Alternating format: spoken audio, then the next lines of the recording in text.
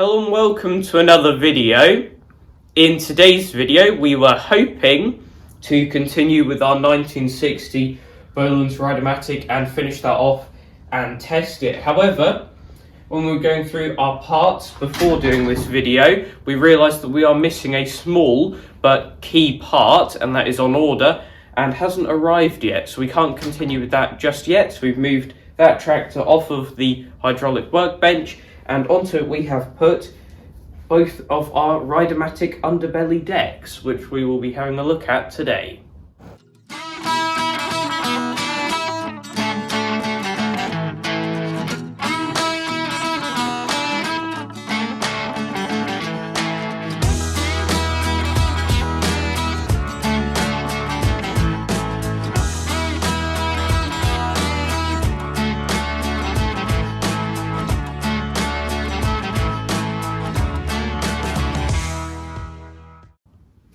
Now, we're lucky enough to have two of these underbelly decks and quite a few Ride-a-matic attachments besides, including an out front deck for our 1960 Ride-a-matics and also a front reel mower or cylinder mower that came with one of our 1961 Ride-a-matics as well. So we do have quite a lot of grass equipment, and we'd like to start getting some of it fitted to our tractors, which is the purpose of today. Now, this deck here came with the red 1962, and the green one came with our green 1961 Ride-a-matic, and they are largely the same. They're both models 22445, however the difference is this is an 01 and the 1962 one is an 02. So they are slightly different, and the main difference we can see from looking at them here is how the idler is set up. As you can see on the 1962 one here, the idler is on the inside of the belt and is sprung downwards, as you can see there. Whereas on the 1961 deck here, the idler is sprung upwards and sits on the outside of the belt. So they're tensioned in different ways. And something else that we've noticed already is there's two springs here on the rear attachment points for the 1961 deck, and that means that your lifting of the deck is effectively spring assisted, whereas on the 1962 deck here there aren't any mounting points for springs, so there aren't any on there, and this appears to be a bit seized at the moment, so we're probably going to have to loosen that off. Now, ideally we'll be putting a deck on the red 1962 today. So we're going to start off by looking at the deck for this tractor to see whether this is usable. So we'll just quickly hoik this one off the bench, and we can have a bit of an assessment of this deck. So we've had a bit of a clean up of this deck off camera now, and we did take both of the fill and level plugs out to see if there was any oil in the gearboxes, and there is none, which means it either leaked out when it was on its side, because these top points are breathers, and this has been sat on its side for quite a while, which is why you can see so much oil here. So either it all leaked out that way, or the oil seals on the bottom of the gearbox are leaky, which we won't know until we fill this back up with oil before we use it. So that's something for us to look out for later. Now, we're missing a fixing on this gearbox here. That should be easy enough to replace. Now, these Ride-a-matic underbelly decks are timed decks, and that means that the two blades actually overlap, and you have to time them so that they don't hit each other, which, if we have a look on the underside of this one, we've already had a look, which is why this is a bit of a concern for us. You can see those blades get very close to each other. If I do this, that's less than a centimetre there. They miss each other by, which we're really not happy about, and we don't want to run it like this, so we're going to have to do some adjustment there, which we will have to see whether it's possible to take the blades off here and turn one of them 90 degrees or something like that, or whether you have to take the gearbox apart, move the gears away from each other, turn one of them by 90 degrees and put them back together, because this kind of collet part in the middle means that both of these shafts have to stay exactly where they are at the moment. So we'll have to have a look into that to see what we can do to change the angle the blades are at. But first of all, we're going to turn this upside down, try to take those blades off and have a clean up underneath there. We have the deck turned over now, and looking at it, it is quite rusty, but it is just surface rust at the moment. All of this is nice and solid, good thick metal, so that's good. Nothing's rotting away badly or anything like that. Now, looking at taking the blades off, I actually had these pop rivets in there instead of split pins, so those are getting taken out and thrown away. You can kind of see how they've bent that one round to try and fix that in place. Now, we thought we'd start with this blade because it's more likely to come undone, seeing as it's got all oil everywhere. Not sure how this is going to go, so I'll just proceed with caution.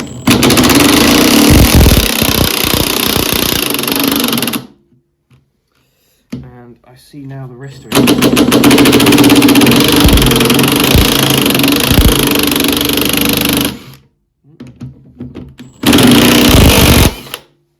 There we are.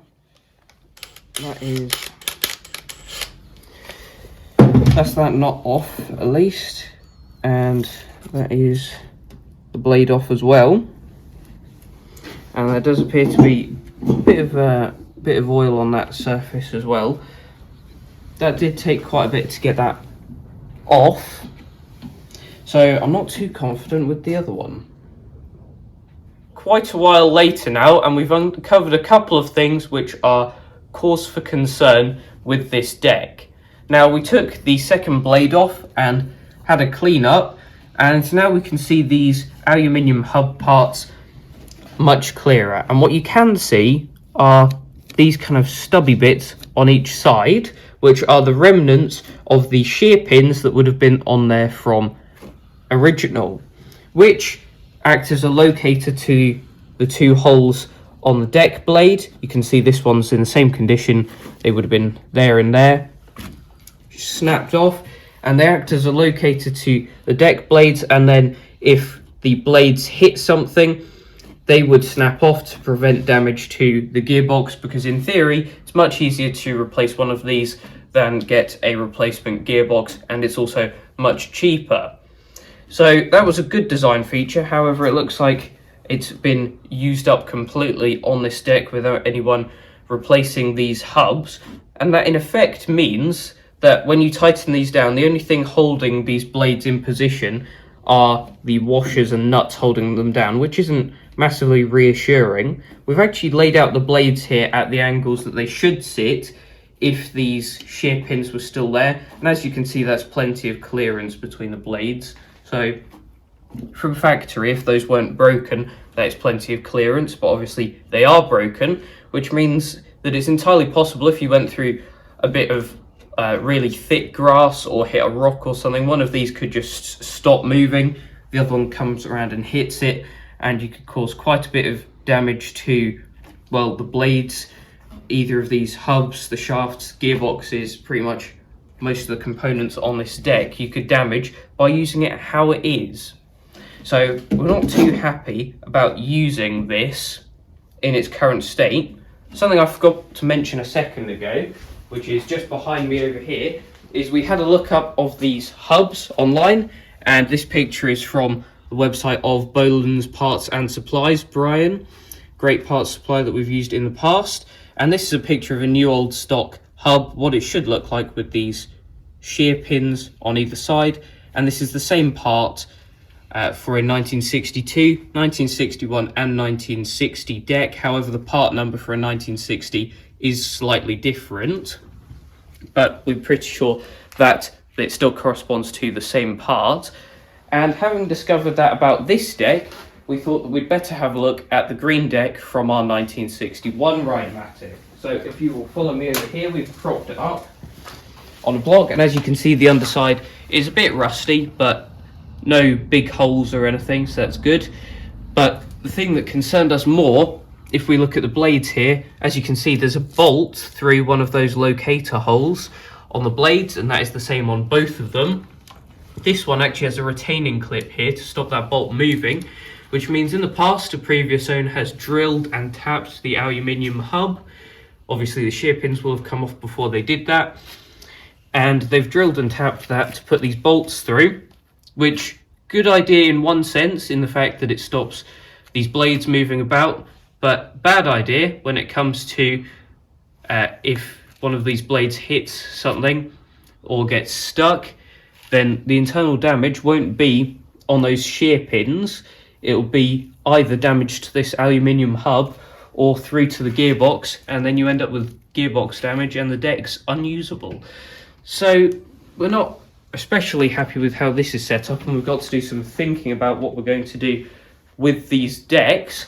But we thought, while we're looking at these and we're kind of comparing between the two, we would compare with our other Ride-a-matic deck, which is our out front deck for a 1960 Ride-a-matic. Now that is in a storage shed at the moment. It's quite difficult to get to, so we're not going to get it down from where it is, but we think we'll take you to it. We can show you the deck and have a look at the setup on that deck, which I think will be the first time you've been in what we call our attachment store. So you join us in our attachment store now, and when we were updating this building a while ago, we put some 3-tiered racking in here to store all of our garden tractor attachments, which, if we have a quick look around, that wall was meant to be all decks, and it still is, just a pile of decks on all 3 levels. Bottom level you can't really see because there's quite a few other things blocking it, which makes this shed a bit dysfunctional at the moment, which is unfortunate. Then on this side, the longer side, you've got tillers all down the bottom, some ploughs here, seeing as we get to those more often.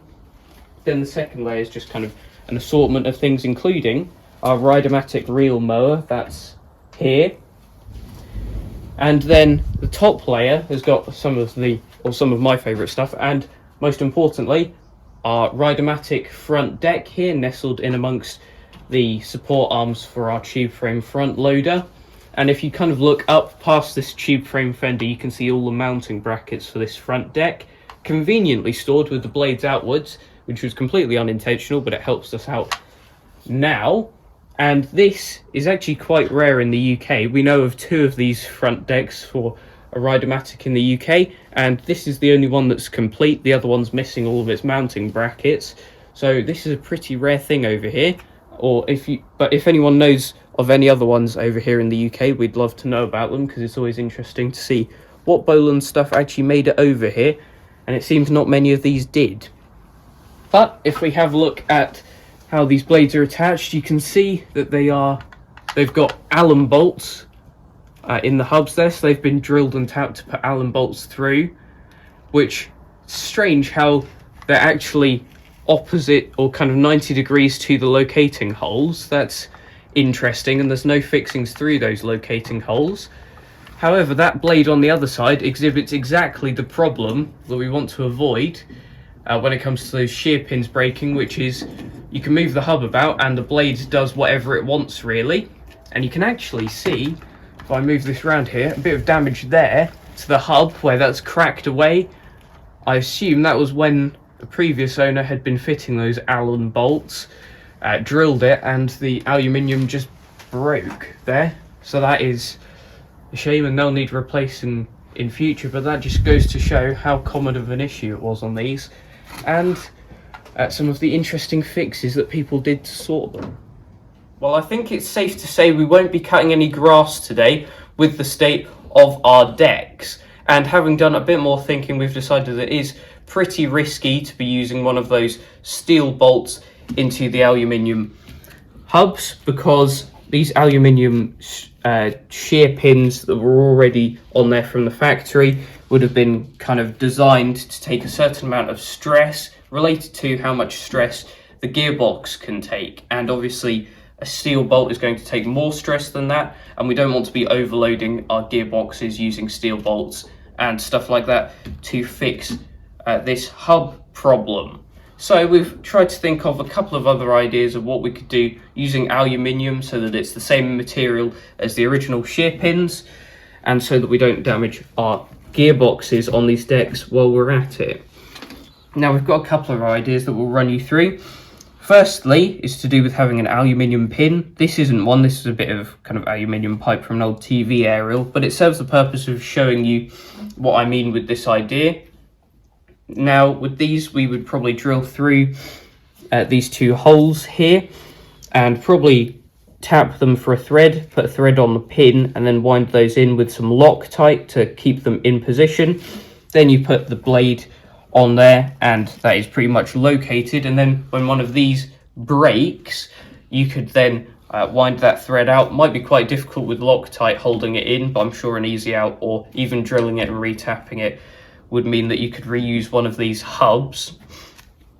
Or if you didn't want to tap it, in theory, if you drilled the hole just the same size as the pin, you could probably press those in and do the same job.